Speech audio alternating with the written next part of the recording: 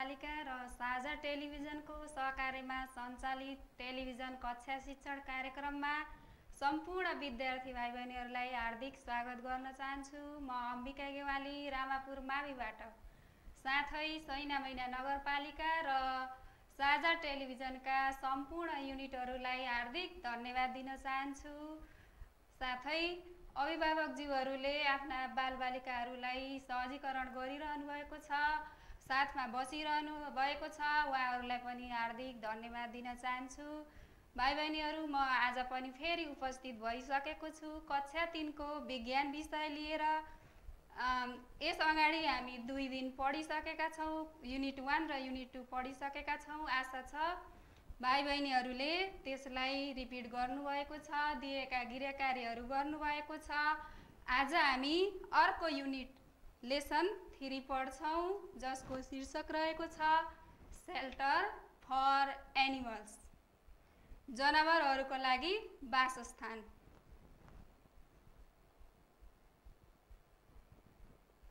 जनावरहरूको लागि वासस्थान भन्ने बित्तिकै जनावरहरू कहाँ कहाँ बस्छन्, तिनीहरू कसरी सुरक्षित भएका छन् भन्ने बुझिन्छ। सेल्टर फर एनिमल्स, एनिमल्सहरू, कुनै एनिमल्सहरू वाइल्ड जङ्गलमा बस्छन्, कुनै एनिमल्सहरू घरमा बस्छन्, तिनीहरू कसरी कसरी सुरक्षित स्थानहरू खोजिरहेका छन् भन्ने बारेमा हामीले पढ्नेछौँ। यो पाठ पढिसकेपछि हामीले के कुरा सिक्नेछौँ त? At the end of this lesson students will be able to, यो पाठ पढिसकेपछि विद्यार्थीहरूले के कुरा सिक्नेछौँ त?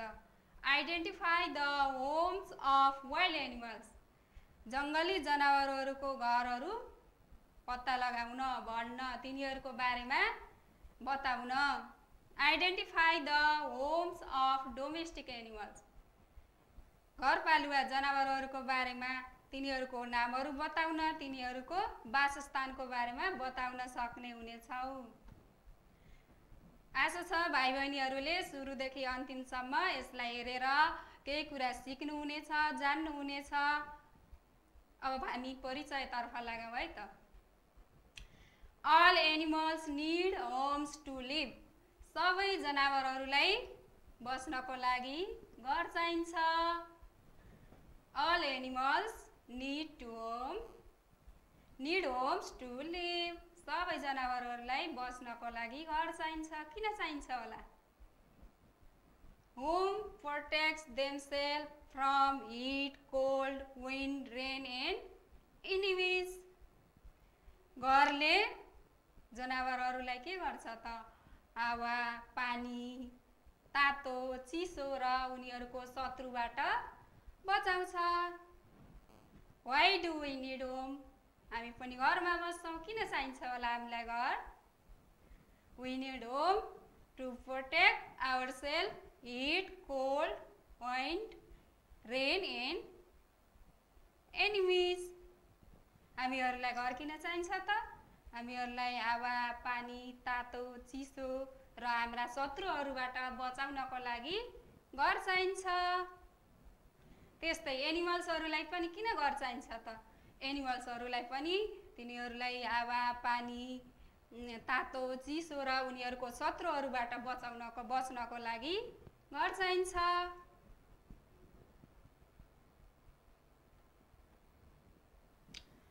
The home that protect and covers animals is called shelter, जुन वासस्थान जनावरहरूलाई सुरक्षित गर्छ, तिनीहरूको लाई ढाक्न, छोप्न सहयोग गर्छ, त्यस्तो ठाउँलाई के भनिन्छ त? वासस्थान भनिन्छ। The home that protect and covers animals is called shelter, त्यस्तो ठाउँ जसले जनावरहरूलाई सुरक्षित गर्न मद्दत गर्छ र तिनीहरूलाई छोप्न सहयोग गर्छ, त्यस्तो ठाउँलाई नै के भनिन्छ? वासस्थान भनिन्छ। Some animals make their own homes, केही जनावरहरूले आफ्नो घर आफै बनाउँछन्। Some animals make their own home, केही जनावरहरूले आफ्नो घर आफै बनाउँछन्। Some animals live in natural shelters. केही जनावरहरूले प्राकृतिक ठाउँहरूलाई नै के गर्छन् त आफ्नो वासस्थानको रूपमा प्रयोग गर्छन्।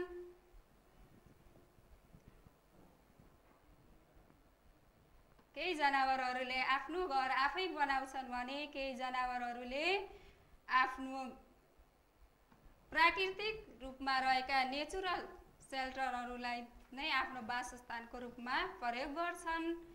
Animals make their homes or use natural shelters according to the size of their bodies।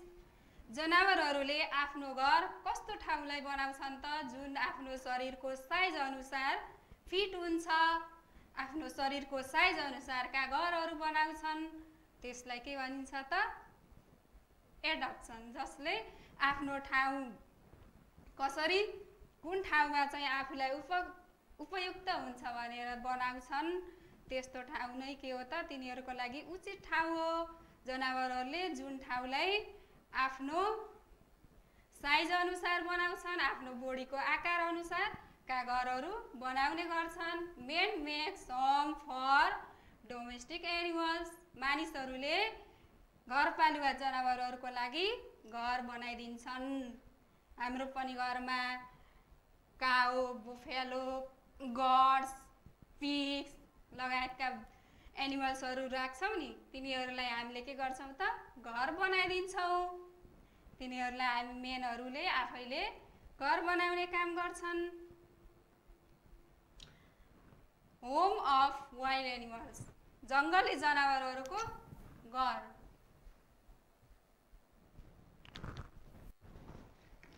Home of wild animals,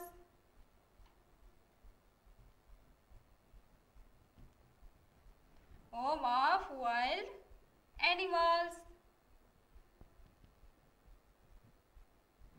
जङ्गली जनावरहरूको वासस्थान कहाँ बस्छन् त जङ्गली जनावरहरू? Animals that live in forest are called wild animals. जनावरहरू जुन जङ्गलमा बस्छन् त्यस्ता जनावरहरूलाई जङ्गली जनावर भनिन्छ। Animals that live in forest are called wild animals. जुन जनावरहरू जङ्गलमा बस्छन् त्यस्ता जनावरहरूलाई वाइल्ड एनिमल्स अथवा जङ्गली जनावर भनिन्छ। Some wild animals make their own homes themselves. केही जङ्गली जनावरहरूले आफ्नो लागि घर आफै बनाउँछन्। जङ्गलमा बस्ने जनावरहरूलाई जङ्गली जनावर भनिन्छ भने ती जनावरहरू मध्ये केही जनावरहरूले आफ्नो घर आफै बनाउँछन्। Some wild animals do not make their homes and use natural shelters. केही जङ्गली जनावरहरूले आफ्नो घर आफै बनाउँदैनन्, प्राकृतिक रूपमा रहेका वासस्थानहरू अथवा प्राकृतिक रूपमा नै बनेका ठाउँहरूलाई आफ्नो वासस्थानको रूपमा प्रयोग गर्छन्। Some wild animals live under trees. केही जनावरहरू रुखमुनि बस्छन्, रुखको तल बस्छन्। Elephants, giraffes are live under the trees. हात्तीहरू र जिराफहरू रुखको मुनि बस्छन्। हामीले यसलाई पिक्चरमा पनि हेरौँ है त। यहाँ हात्ती छ अनि जिराफहरू छ, यिनीहरू के गर्छन् त रुखको तल बस्छन्। हामीले के पढ्दैछौँ त होम अफ वाइल्ड एनिमल्स, जङ्गली जनावरहरूको घर वासस्थान। केही जनावरहरू के गर्छन् त आफ्नो घर आफै बनाउँछन्, केहीले प्राकृतिक रूपमा रहेका ठाउँहरूलाई आफ्नो घरको रूपमा अथवा वासस्थानको रूपमा प्रयोग गर्छन् भने अब ती मध्ये केही जनावरहरू रुखमुनि बस्छन्। हात्ती, जिराफ यिनीहरू के हुन् त बिग एनिमल्सहरू हुन्। यिनीहरूलाई प्राकृतिक रूपमा रहेको जङ्गलहरूको रुखमुनि यिनीहरूले वासस्थान बनाएका हुन्छन्। Some animals like lions, tigers and foxes are live in den। केही जनावरहरू जस्तै सिंह, बाघ र फ्याउरहरू कहाँ बस्छन् त? गुफाभित्र बस्छन्। तिनीहरूले गुफा के हो त? नेचुरल सेल्टर हो। गुफा चाहिँ प्राकृतिक रूपमा नै निर्माण भएको हुन्छ। यसलाई बाघ, सिंह लगायतका जनावरहरूले आफ्नो वासस्थानको रूपमा प्रयोग गरिरहेका हुन्छन्। हामीले पिक्चरमा देख्न सक्छौँ। Lion lives in a den. सिंह गुफाभित्र बसेको छ। Tiger lives in a den. बाघ पनि कहाँ बसेको छ त? गुफाभित्र बसेको छ। केही जनावरहरू रुखमुनि बसे, केही जनावरहरू गुफाभित्र बसेका छन्। अब अरू हेरौँ है त। Some animals live in tall grasses and bushes. केही जनावरहरू अग्लो घाँस भएको ठाउँ अथवा झाडीमा बस्छन्। Deer lives in tall grass. जरायो कहाँ बस्छ त? अग्लो घाँसहरू भएको ठाउँमा बस्छ। Hares lives in small grasses or bushes. खरायोहरू कहाँ बस्छन् त? सानो घाँस भएको ठाउँ अथवा झाडीमा बस्छन्। Some animals live in tall grass and bushes. केही जनावरहरू घाँस भएको ठाउँमा बस्छन्, अग्लो अग्लो घाँसहरू भएको ठाउँमा बस्छन् भने केही जनावरहरू झाडीमा बस्छन्। Deer lives in tall grass. Deer जरायोहरू कहाँ बस्छन् त? अग्लो अग्लो घाँस भएको ठाउँलाई आफ्नो सेल्टरको रूपमा, वासस्थानको रूपमा प्रयोग गर्छन् भने खरायोहरूले सानो सानो घाँसहरू भएको ठाउँ जहाँ झाडी छ तिनीहरूले त्यो ठाउँलाई आफ्नो सेल्टरको रूपमा प्रयोग गरेका हुन्छन्, वासस्थानको रूपमा प्रयोग गरेका हुन्छन्। अब पिक्चरमा हेर्न सक्छौँ हामीले डियर इन टल ग्रास। अग्लो अग्लो घाँस भएको ठाउँमा डियर रहेको छ, बसेको छ भने हेयर इन बुसेस, झाडीहरूमा हेयर बसेको छ।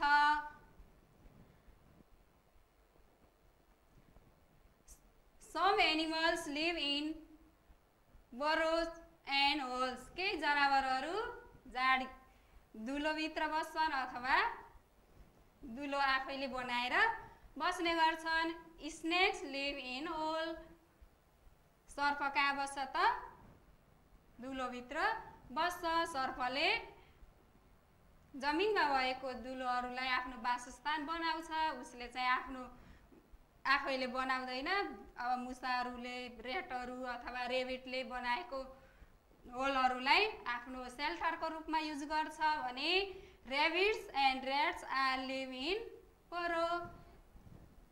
जरायोहरू र मुसाहरूले आफै आफ्नो थुतुनो, तिनीहरूको थुतुनो चाहिँ बलियो हुन्छ, दाँतहरू बलियो हुन्छ, तिनीहरूले आफ्नो लागि सेल्टर आफै निर्माण गर्छन्, होल आफै निर्माण गर्छन् र त्यो ठाउँलाई आफ्नो वासस्थानको रूपमा प्रयोग गर्छन्।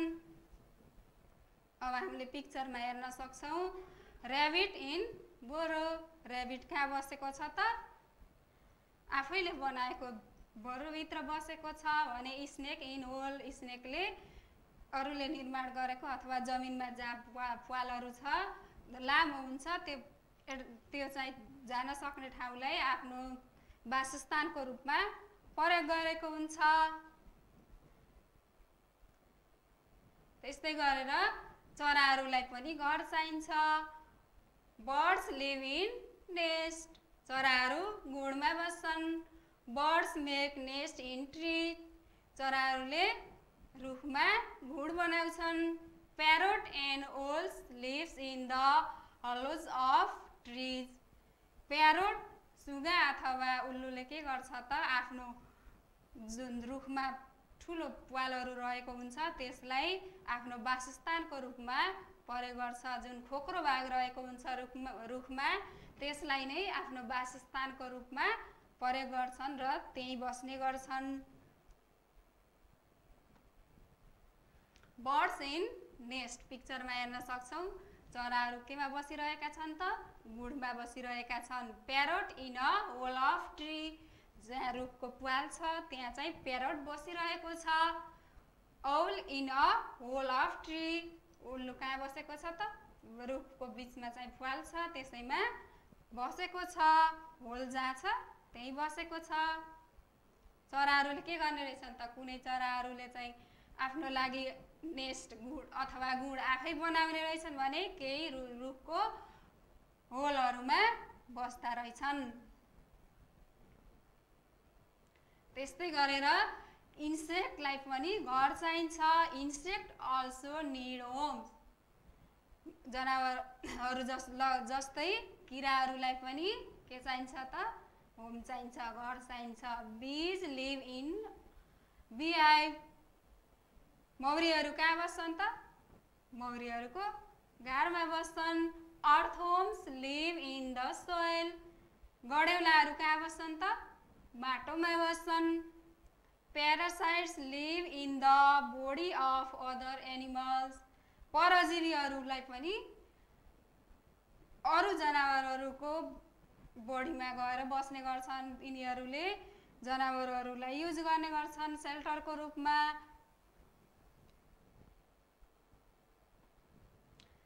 हामीले पिक्चरमा देख्न सक्छौँ बी इन बीहाइभ। मौरीहरूले एउटा झुण्ड बनाएर बसेका छन्। बीज लिभ इन बीहाइभ। त्यस्तै गरेर अर्थवर्म कहाँ बस्छ भने भाइ बहिनीहरू हामीले गडेउलाहरू माटोमा बस्छ भनेका थियौँ हो। Earthworm in soil. अर्थवर्म माटोमा बस्छ। यी त भए जङ्गली जनावरहरूको वासस्थान। एकचोटि सम्झौँ है त के केही वाइल्ड एनिमल्सहरू कहाँ बस्दा रहेछन् त? रुखको तल, अन्डर द ट्री। अनि केही जनावरहरूले आफ्नो घर आफै बनाएर बसे भने केही जनावरहरूले प्राकृतिक ठाउँहरूलाई आफ्नो वासस्थानको रूपमा प्रयोग गरे। जस्तै lion lives in a den. Tiger lives in a den. Den के हो त? नेचुरल रूपमा नै डेन बनिरहेको हुन्छ। तिनीहरू टाइगर, लायन जस्ता एनिमल्सहरूले त्यसलाई आफ्नो वासस्थानको रूपमा, आफ्नो सेल्टरको रूपमा युज गरे। त्यस्तै गरेर केही जनावरहरू गुडमा बसे। चराहरू केमा बसे त? गुडमा बसे। अनि चराहरू मध्ये पनि प्यारोट ओलहरूले रुखमा रहेको ओललाई आफ्नो वासस्थानको रूपमा प्रयोग गरे। अनि किराहरूलाई पनि घर चाहियो। किराहरूमध्ये मौरीले गार बनाएर त्यसलाई आफ्नो वासस्थानको रूपमा प्रयोग गरे भने गडेउलाहरू कहाँ बसे? जमिनमा बसे। त्यसमध्ये अझै केही जनावरहरू रुखमा पनि बस्छन्। के होला भन्न सक्नुहुन्छ? रुखमा बस्ने जनावरहरू हजुरहरूले मङ्की देख्नु भएको छ? पक्कै पनि देख्नुभयो होला। कहाँ बस्छ होला मङ्की? कहाँ बस्छ? रुखमा बस्छ। Monkey lives in a tree. अब हामी डोमेस्टिक एनिमलहरूको होमतिर जाउँ है त। Home of domestic animals. Home of domestic animals. Home of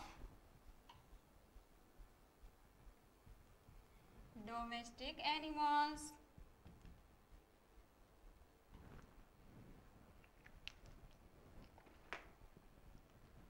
domestic animals भनिसकेपछि हामीले घरमा जुन जनावरहरू पालेका छौँ, तिनीहरूलाई राखेका छौँ, तिनीहरू सबै के हुन् त?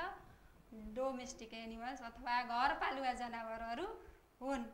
Animals that are kept by human beings in their homes are called domestic animals. Animals that are kept by human beings in their home are called domestic animals. जनावरहरू जसलाई मानिसले आफ्नो घरमा पालेका हुन्छन्, राखेका हुन्छन्, तिनीहरूलाई घरपालुवा जनावर भनिन्छ। के होला नि त घरपालुवा जनावरहरू? हामीले पनि घरमा जनावरहरू पालेका छौँ भन्न सक्नुहुन्छ? सक्नुहुन्छ ल भन्नुस् त काउ बफेलो हर्सेस घोडाहरू पिग्स सुँगुरहरू hence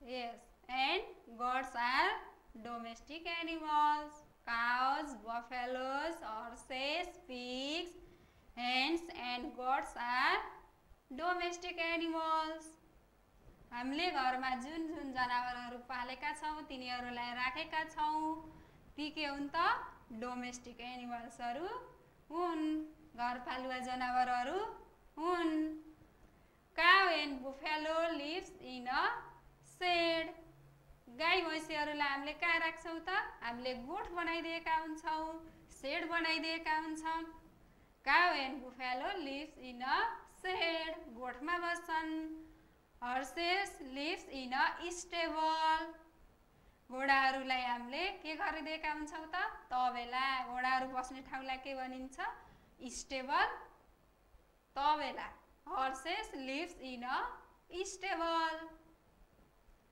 pigs live in a stray dogs live in a kennel goats live in a pen hens live in a coop parrots live in a cage हामीले घरमा प्यारोटलाई पनि पाल्छौं जंगलमा बस्यो भने प्यारोट रुखको होलमा बस्छ घरमा तिनीहरूलाई पाल्यौ भने केमा राख्छौं त हामीले पिञ्जडामा राख्छौं हेनहरूलाई हामीले केमा राख्छौं त कुप कुखुरालाई पनि हामीले केमा राख्छौं त कुपमा राख्छौं जसलाई हामीले खोर पनि भन्छौं goats live in a pen बाख्रालाई पनि केमा राख्छौं त pain खोरमै राख्छौं dogs live in a kennel कुकुरहरूलाई पनि हामीले घर बनाइदिएका हुन्छौं त्यसलाई के भनिन्छ त क्यानेल भनिन्छ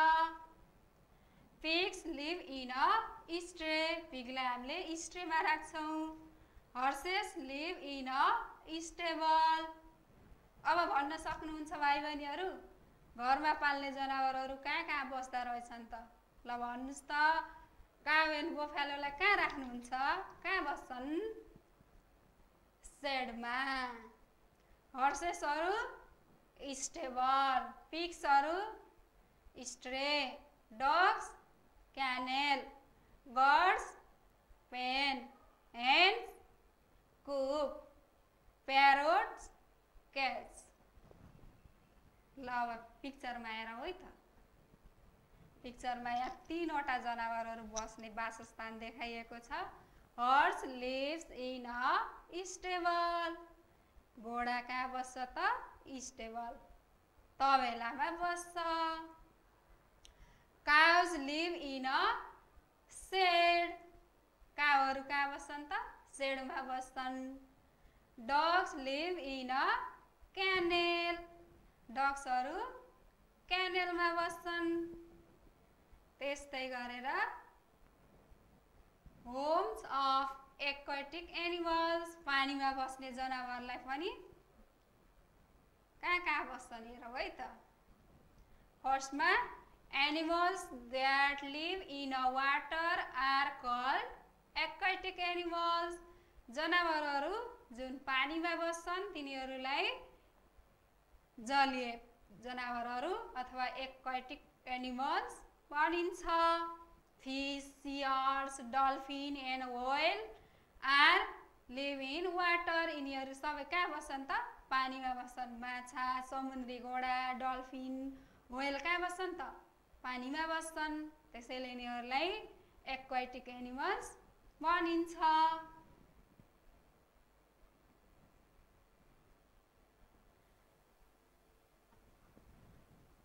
अर्को छ एम्फिबियन्स उभयचर animals that live both on land and in water are called amphibians जनावरहरु जो पानी र जमिन दुवैमा ठाउँमा बस्छन् तिनीहरुलाई के भनिन्छ त उभयचर भनिन्छ animals that live both on land and in water are called amphibians जनावरहरु जो पानी र जमिन दुवै ठाउँमा बस्छन् तिनीहरूलाई के भनिन्छ त?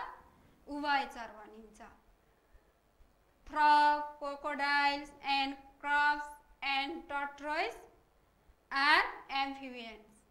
Frog, crocodiles, crabs and tortoise are amphibians. यिनीहरू के हुन् त?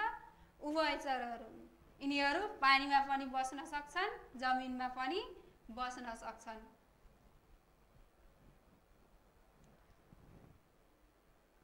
अब हेरौँ है त पिक्चरमा। फिसेस लिभ इन वाटर, माछाहरू पानीमा बस्छन्।